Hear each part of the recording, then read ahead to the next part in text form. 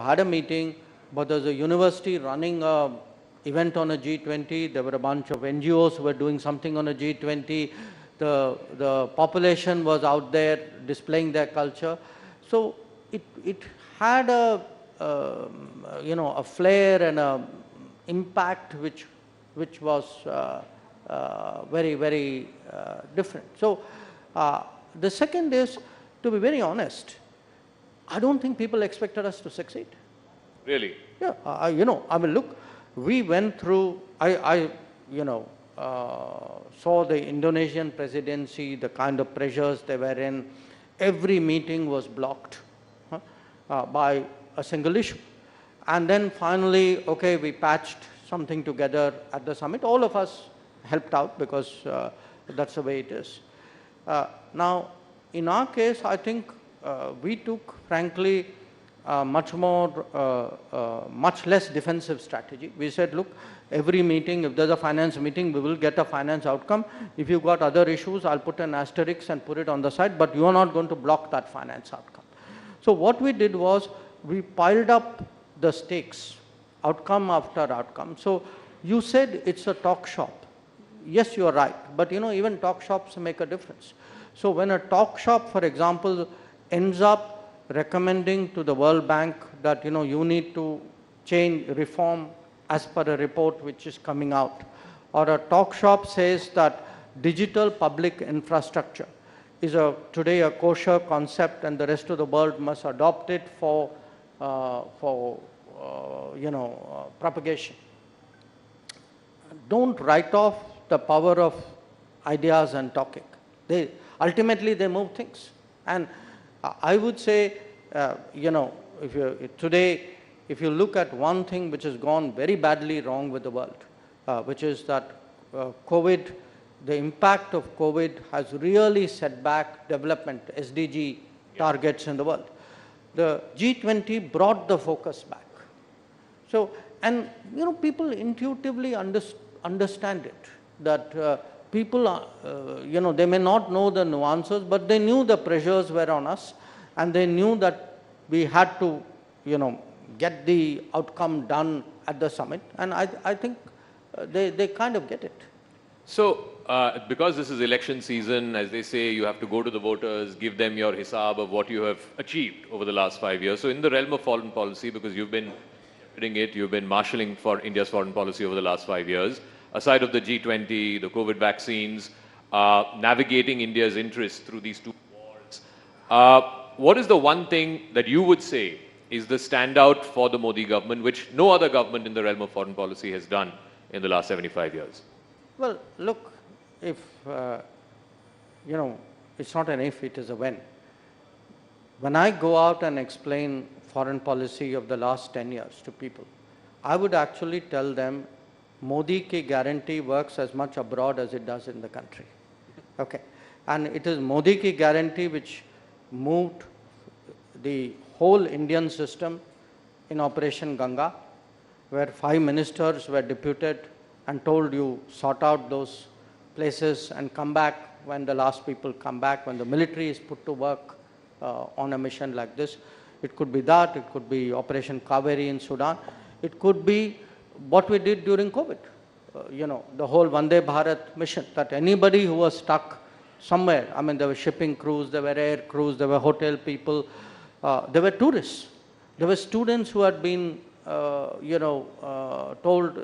your hostel is closed, go home. So what has happened today? And it isn't just the people who came back. If you looked at the Gulf, where we have today almost 90 lakh people, my deputy Muralidharan and I were regularly going to Gulf during the COVID because we were carrying messages from PM to the Gulf regime saying, please take care of our people. And they did respond. They did take care of them. So, and it could be, it need not be just taking care in a physical sense. The Modi ki guarantee also applies that I will take the right decision to make sure your petrol costs are kept within reasonable grounds by not bowing to political pressure. So that sense that we have a national interest, the national interest will and national welfare in a way. We will do what it takes. We will send troops in the height of COVID to defend our northern borders. We will react to terrorism in a way in which will deter, any sort of repetition of such attacks. So it works in different ways. I think today, part of the reason why people respond to foreign policy is they can see that visibly our international stock, our credibility, our weight, our influence has gone up. So just like the government puts its record to the people and says these are the things that we've achieved in the last 5 years, 10 years, the opposition also has a right to say that, look, this we think are the failures of the government when it comes to foreign policy. So they say, look at the whole situation vis-a-vis China. You mentioned that. The opposition's even gone to the extent of saying you've lost territory to China. Look at the neighborhood. Even friendly countries are not so friendly anymore. The situation with Pakistan is back in the back burner. With the West, there are serious differences on the Russia-Ukraine war, on the Israel-Hamas war. What would you say to that? What would you say to the opposition's narrative? Well, I would say, some of the places which, by the way, they said we had lost, were lost in 1962, if not before. So I'd say first go and get a lesson in history, possibly in geography. The second, we may have, differences with the West on Ukraine. But the purpose of foreign policy is not to agree with other powers on the basis of their interest. The purpose of foreign policy is to defend your interest and advance it. So if I have a difference, I have a difference. So what would the opposition like me to do? To get along with people and increase my petrol purchase, price at which I buy fuel? So, let's get the parameter of judgment right. I still say that if you look or take Pakistan, yes, today our relations are very, at a formal level, are very minimal. But why has it happened? It has happened for two reasons. One, because we have put terrorism fair square at the center of the relationship. And number two, the Pakistanis reacted to our long, in my view, a long awaited, something which should have been done much earlier, decision on 370. So what would the opposition want us to do? Not do 370 because it will upset Pakistan? Or talk to Pakistan ignoring that they do terrorism? Actually, that's what the opposition was doing. So if you ask me, look, foreign policy is not run as a global popularity exercise. It is run, if you have an appeasement mentality at home, you will take it outside. So one of the points you mentioned, and again, this is the latest sort of criticism against your government, points of difference, if you will, with the West, is on the CAA, the Citizenship Amendment Act. The US State Department has reacted to it. I think the MEA has also put out a formal statement against it. When you speak to your Western counterparts, how do you tell them that this is not a discriminatory law, that people are not being discriminated basis their religion? Well, actually it isn't when you speak. I have spoken. When CAA was passed, I did speak. Even now, I continue speaking. And there were 2 points I made. I actually, I had a meeting with all our European colleagues, EU colleagues. I'd gone to Brussels at that time. And I asked each one of them to look at the citizenship pathways which they have in their respective countries. And can you tell me that there is no criteria by which you will fast track a certain category? Every one of them has something. It could be religion, it could be historical, it could be language, it could be ethnicity. The fact is, and the US, I'm on record as giving multiple examples of that. So look, do understand, this is an issue of correcting a certain situation of our history. And it is a question of being just, of being fair. to those people who were caught on the wrong side of history at the time when partition happened. And who at that time, whose welfare people worried about even then. So, and as I said, this is not unique. I mean, if you go around the world, in different parts of the world, history has stranded people in different situations. Now, you can either be completely heartless and utterly calculating and say, well, it doesn't matter, who cares what happens. But if you look at the predicament of these people, these are stateless people who are stateless because of no fault of theirs, because political leaders of a certain era got it wrong. Somebody is righting a wrong. They are not wronging anybody. They are actually righting a situation where a wrong has been done to many people. You mentioned, not in a direct way, but in a tangential way about this in your book as well, Why Bharat Matters, as to why you believe, and you've made a case for it, it's for up to people to agree or disagree with it, that because of that mentality that you referred to in the first few decades after independence, there were missed foreign policy opportunities, particularly vis-a-vis Pakistan and vis-a-vis China. And vis-a-vis the US. And vis-a-vis the US as well. So, but some would say, now you have the benefit of hindsight to make that argument, to make that case. Perhaps in the 50s and 60s, that case would have been looked down upon or may not have been entertained. So, how do you then make the case that, these were missed goals or missed opportunities because there was a certain political bent of mind? I saw that argument coming, and therefore I anticipated it. So, a good batsman. So let me tell you. I mean, first of all, I just want you to think of this one very simple fact. You got Pakistan wrong, you got China wrong, you got US right, and we had a great foreign policy. So put that aside. I am not saying today, benefit of 2024, that, let's look back at 1954 or 1950. I'm saying somebody in 1948, 49, 50, 51, 52, as you were taking those decisions, stood up and said, please, Mr. Nehru, what you are doing, have you looked at this aspect of it? So this is not hindsight. These are Nehru's contemporaries who are questioning decisions which Nehru was taking at that point of time. So what are these decisions? I give you three. Shyama Prasad Mukherjee actually contests very strongly the Nehru-Liaquat Pact, saying, look, you are assuming that Pakistan is going to treat its minorities the same way as we are treating our minorities. But the very nature of creation of Pakistan and the regime which has come into being is very different. So how can you possibly make, such a fundamental misreading of these guys? And mind you, this is just 3 years after partition. Okay. Well, a little bit more. The Patel, I'm giving you example of China. Patel puts in writing that today, for the first time, we are facing a two-front situation. The intentions of China cannot be taken in a positive way.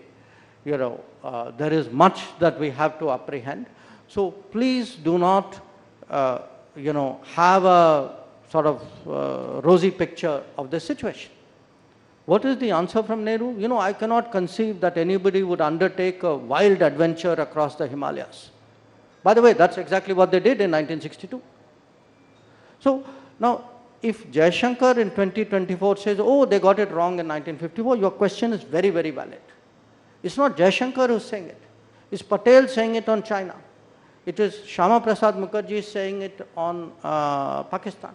It is B.R. Ambedkar who says, look, why are you alienating the Americans? If you are to argue, you want to take on the American, I have no problem with it. I just told you foreign policy can be pushed back.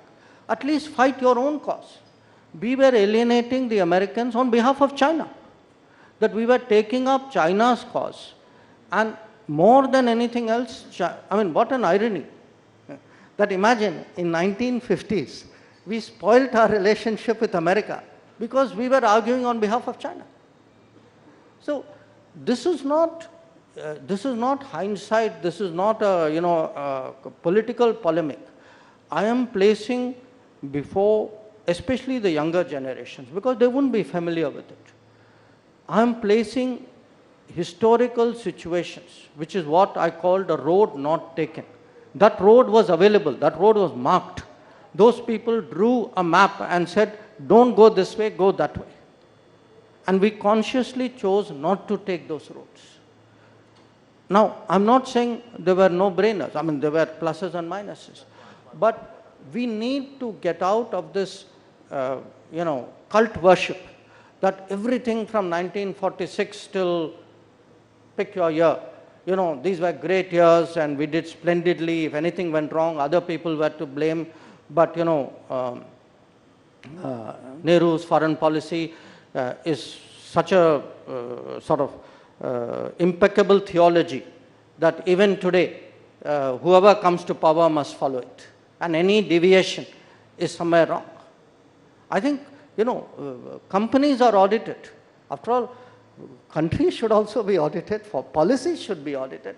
People should look at what happened in the past with an open mind, with a critical mind. And by the way, I'm not saying it should only happen then. I'd be very happy if somebody said, I'd like to discuss the last 10 years with you. In fact, that's exactly what you're doing. And please defend your record. I'd be very happy to defend it. So let's talk about one big aspect of that record. And since you referred to in the previous answer about a two-front situation, are we not in a two-front situation today? We have, my friend, we have always been. I mean, it is we who were in denial. I mean, tell me, I'm now asking you as a person, Zaka, at which stage in your life did you actually feel that China was your strategic partner?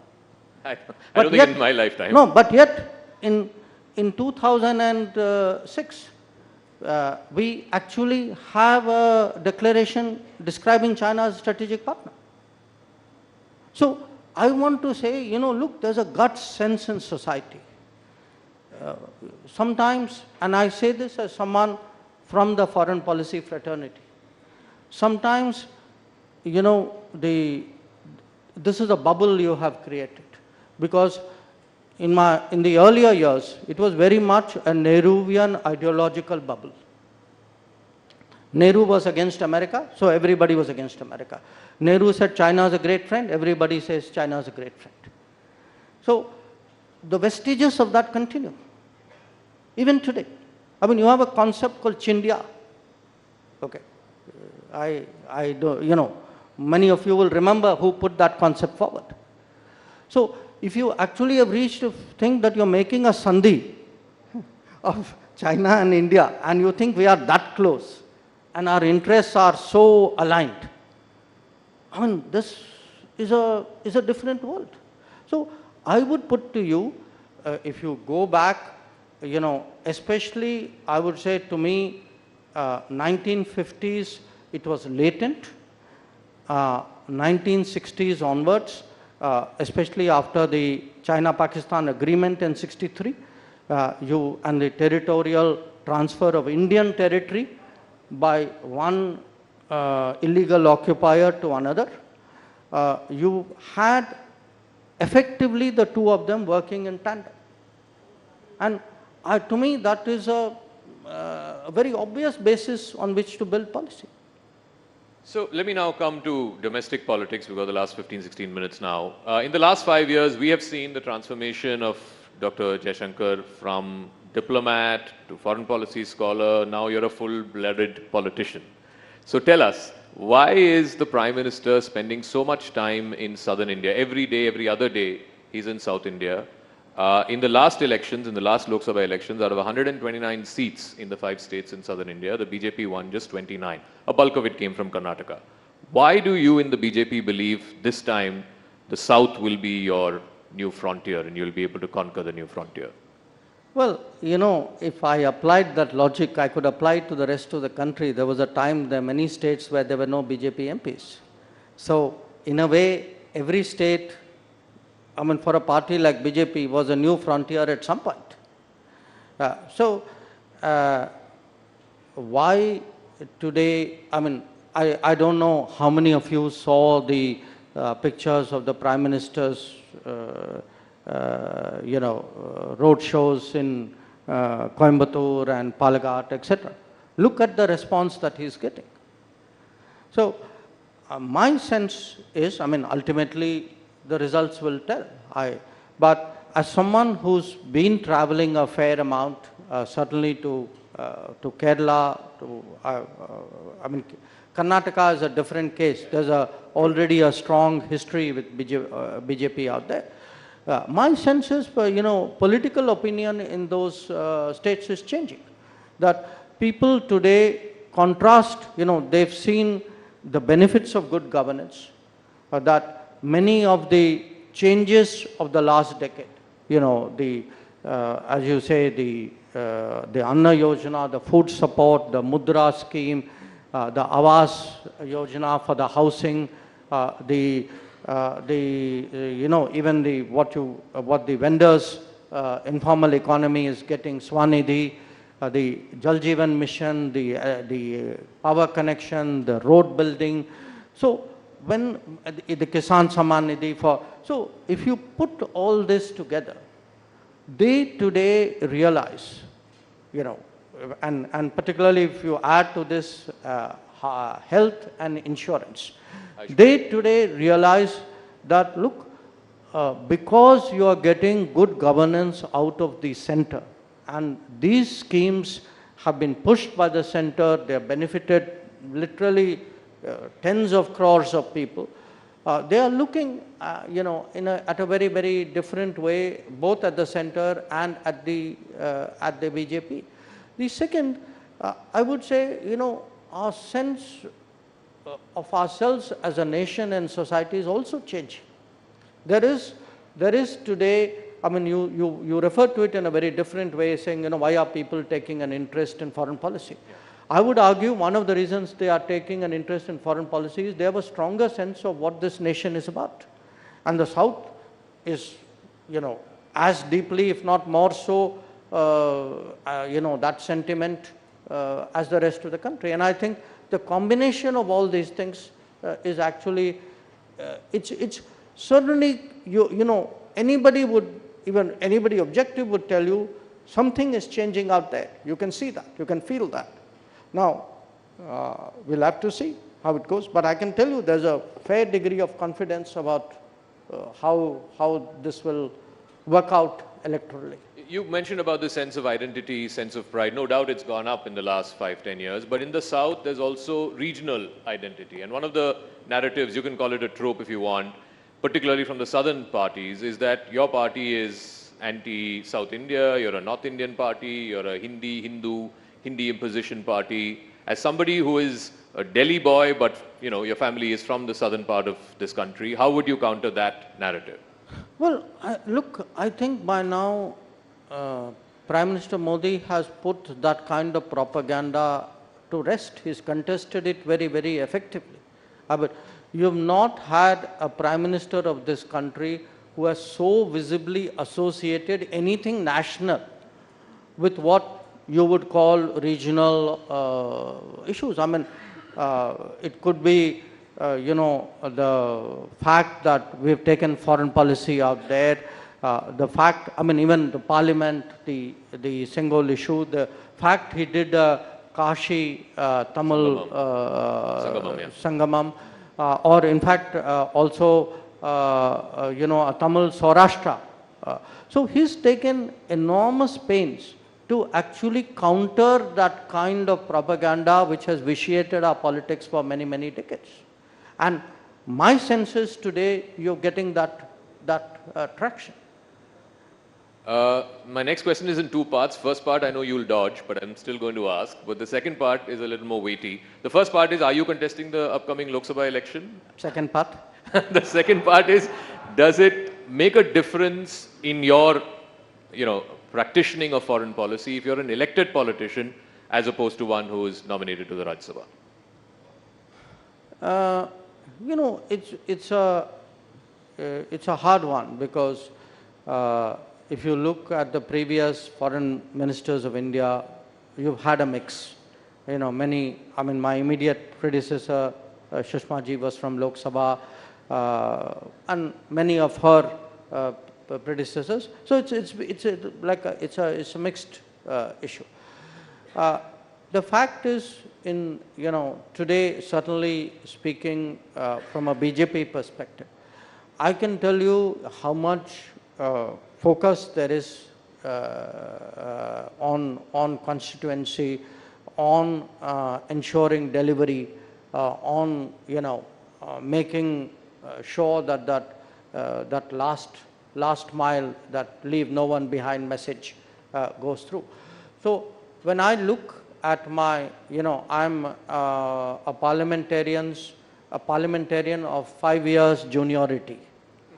So I'm still a relatively new person, and therefore I'm very curious how does that peer group work. And I look at especially the effort which Lok Sabha MPs put in, and it's staggering. I mean, it's not, by the way, that the Rajya Sabha MPs have a ball. I mean, because certainly where the BJP is concerned, I mean, you have governance responsibilities, you have party responsibilities. I mean, you are on, really it's a 365-day kind of calendar. But there's always that balancing your focus and attention with what are foreign policy issues, with other responsibilities that you may have. It may be Lok Sabha, it may be something else as well.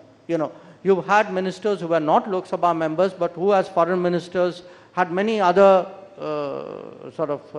responsibilities to do. So you're not answering the first part? No. No. No, but since you said that the BJP gave so much attention to constituencies, is there a preferred constituency that you would like to fight from if the party asks you to? No, I think when I said I wasn't answering the first part, bowling a googly still doesn't mean the ball is going to be played. Okay, let's run you through the last 5 minutes of questions. It's a bit of a rapid fire, if you will. One foreign policy person that you have been inspired by in your career, both as a diplomat and now as a politician? Well, look, what happens if you pick somebody, I mean, I have some, if I look at the peer group of ministers, there would be there are people for whom you have genuine respect. The problem when you get into names is you name somebody and you don't name many others. But over a period of time, I would say, there have been people who, from their sort of respective perspectives, who were great authorities, who kind of dominated the scene. In many cases, it helped that they had longevity. In some cases, they may not have had that kind of time, but still, so it's safer in a way for me also to go back a little bit and pick. I mean, when I first entered the foreign ministry, I started my career in Moscow, and Andrei Gromyko was the foreign minister. When I switched to after Moscow, I was moved to the Americas division. Yes. And the first minister I met then was, at that time, Secretary of State was George Shultz. Now, I saw these people really from the eyes of, someone who's starting the business. But when you kind of read about them and, analyzed them with a passage of time, I mean, so even in our own setup, I would say, I mean, the foreign minister, when I joined the foreign ministry in India was Atal Bihari Vajpayee. Oh, wow. It's So, 1977. 1977. So, when you look at some of them, you know, different people appeal to you in different ways. You know, Atalji, for example, was always someone who was willing to sort of, in a way, break the mold. You know, and you saw that finally when it came to the nuclear test. So I would say at different points of time, I've had the good, you know, it's like if you are interested in cricket and you've been seeing a lot of test matches, you'd remember great innings. Yeah. You know. By the way, the first century I ever saw was Ian Chappell. Ian Chappell? Yes, in Delhi. Oh. So you remember, you know, you remember these moments, you would remember. I would hesitate to say, okay, this was the all-time greatest. Sure. I mean, yeah, that's a tough one, yeah. Yeah. Since you mentioned nuclear and since we're talking about all of these doyens, you've talked about him in the past as well and more recently as well about the legacy of your late father. He's the man who, you know, for all practical purposes was the architect of India's nuclear doctrine. Do you think about your legacy as to how people will remember Dr. S. Jaishankar? No, not really. I mean... how would you want them to remember you if it... I haven't even given thought to that. I mean, look, you know, you start, I guess people start thinking these things when they feel they are very advanced and are close to hanging up their boots. So you're far from that. Well, you know, I do not know what the future holds. I didn't know what it held 5 years ago. I would have, I mean, my wildest dreams wouldn't have anticipated becoming the External Affairs Minister. But I think I still have enough gas left in the tank not to think about parking in the garage and thinking about how people are living. Please race away, Dr. S. Jaishankar. Thank you very much. Ladies and gentlemen, the External Affairs Minister of India, Dr. S. Jaishankar. Thank you so much. Thank you, Mr. Jaishankar. Thank you, Zaka. That was a fascinating discussion. I think his legacy will be remembered for taking India's foreign policy and diplomacy to great heights under his leadership. Ladies and gentlemen, I request everyone to be kindly seated, and once again I make that request to be seated for all the sessions and not to move out. This is because of the standard security drill. I'd request you to kindly adhere to the security protocol. There's still a lot of people who are standing there.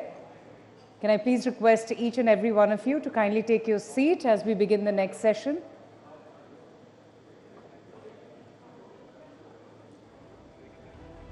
All right. Now, India has also made great strides over the last few years in the economic and foreign policy space, and it's also widely seen as a nation whose time has come. Well, this optimism finds resonance on the playing field as well. In fact, a rising India is riding high on the cricket pitch with both men's and women's team rampant. We are really testing consistent success in various sports, including boxing and badminton. But for a medal-hungry nation of 1.4 billion, there's still plenty to do to emulate the successes of some other nations as well. Ladies and gentlemen, I'd request you once again to be kindly seated before I introduce my next guest. Please put your hands together as I welcome with great pleasure Shri Anurag Thakur, Union Minister for Information and Broadcasting and Youth Affairs and Sports, for our next session titled Gunning for Gold, No Hurdle Too High. This session will be in conversation with my colleague Anand Narsimhan.